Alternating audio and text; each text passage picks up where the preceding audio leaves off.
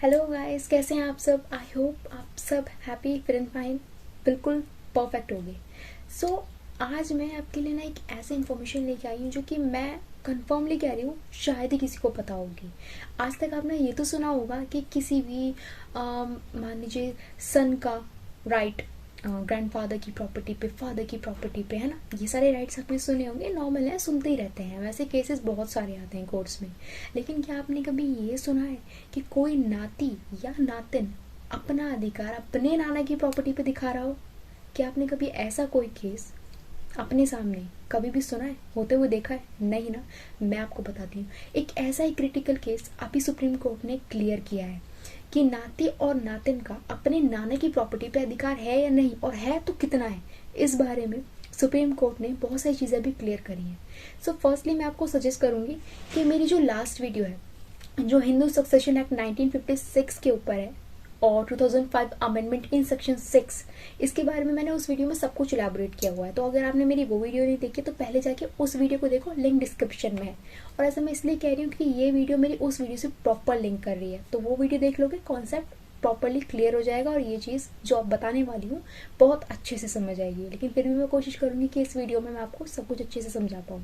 So basically Hindu succession act 1956 एक survival rule show करता है। इसका मतलब जो प्रॉपर्टी का डिवीजन है वो एक ब्लड रो में होगा, यानी कि अगर ग्रैंडफादर की प्रॉपर्टी है तो ग्रैंडफादर से फादर, फादर से सन एंड ग्रैंडसन, ग्रेट ग्रैंडसन, ऐसे प्रॉपर्टी डिवाइड होगी। यानी कि बेटियों का अधिकार इसमें कहीं दिखाया ही नहीं है। इस चीज़ की प्रॉब्लम को मद्देनजर रखते हुए कोर्ट ने 2005 अमेंडमेंट किया, जिस अमेंडमेंट में ये कहा गया कि बेटियों का भी उतना ही अधिकार होगा अपने पिता की प्रॉपर्टी पे जितना एक बेटे का होता है। यानी कि मान लीजिए अगर कोई विल रेडी करी हुई है, उस विल में मेंशन किया हुआ है कि मेरी प्रॉपर्टी कितनी बेटे को जानी है, कितनी बेटी को जानी है, तो ऑल गुड, कोई प्रॉब्लम ही नहीं है। लेकिन अगर विदाउट एनी विल और किसी भी इंडिविजुअल की डेथ हो जाती है तो उस केस में 1956 वाले एक्ट में क्या होता था कि प्रॉपर्टी सिर्फ एक सर्वाइवल रूल के तहत एक ब्लड रो में डिवाइड होती थी, यानी कि बेटियों को वो अधिकार नहीं मिलते थे।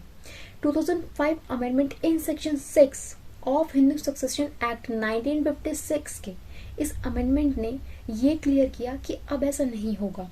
अगर कोई पर्सन है जिसकी डेथ हो जाती है और उसने कोई विल रेडी भी नहीं करी है तो भी सिर्फ बेटे का अधिकार नहीं होगा प्रॉपर्टी पे, उसकी प्रॉपर्टी पे अधिकार, यानी कि पिता की प्रॉपर्टी पे जो अधिकार है वो बेटी का भी उतना ही होगा जितना एक बेटे का होता है। यानी कि क्लियरली इक्वली राइट्स दिए गए, को पार्टनर का हक बाय बर्थ से बेटी को मिला। ये चीज़ क्लियर हुई। अब सुप्रीम कोर्ट ने इसी के बेसिस पे एक जजमेंट और दी है। उसमें सुप्रीम कोर्ट ने कहा है कि जैसे कि एक बेटी का हक अपने पिता की प्रॉपर्टी पे होता है, ठीक है, मान लीजिए फादर है, उसने मतलब उनकी जो प्रॉपर्टी है डिवाइड होकर बेटी के पास आई, अब बेटी का हक है क्योंकि पिता की प्रॉपर्टी पे। इन केस मान लीजिए कि बेटी की भी डेथ हो जाए, तब उस सिचुएशन में क्या होगा उस प्रॉपर्टी का, तब कहाँ जाएगी प्रॉपर्टी? तो ऐसी सिचुएशन में कि बेटी की भी डेथ हो जाती है तो जो बेटी के बच्चे होंगे, नाती नातिन, यानी कि लड़का या लड़की जो भी है, वो लोग अपने नाना की प्रॉपर्टी पे अपना हक, अपना अधिकार जता सकते हैं।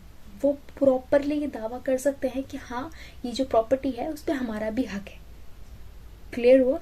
यानी कि अब से नाती और नातिन का भी हक है अपनी नाना की प्रॉपर्टी पे। और ये चीज़ सुप्रीम कोर्ट ने क्लियर कर दिया कि नाती नातिन भी अपना अधिकार अपने नाना की प्रॉपर्टी पे, जो कि उनकी माँ को मिली है बाय बर्थ से, कुपार्षणर का हक मिला है, वो उस प्रॉपर्टी पे अपना भी हक जता सकते हैं क्योंकि वो प्रॉपर्टी तो उनकी माँ को मिली थी ना। अब इनकेस डेथ हो गई, ओके, उस प्रॉपर्टी पे हक उनका भी है, कोई उससे वो हक नहीं छीन सकता। कोई ये नहीं कह सकता कि नहीं, प्रॉपर्टी तो सिर्फ माँ की थी, माँ तो अब है नहीं, तो ये प्रॉपर्टी किसकी है, यानी कि दोबारा से अगेन वही नहीं। नाती नातिन भी क्लेम कर सकते हैं, उस प्रॉपर्टी पे अपने अधिकार को जता सकते हैं। आई होप ये नॉलेज जान के आपको अच्छा लगा होगा। So do subscribe, do share, do like and bye bye.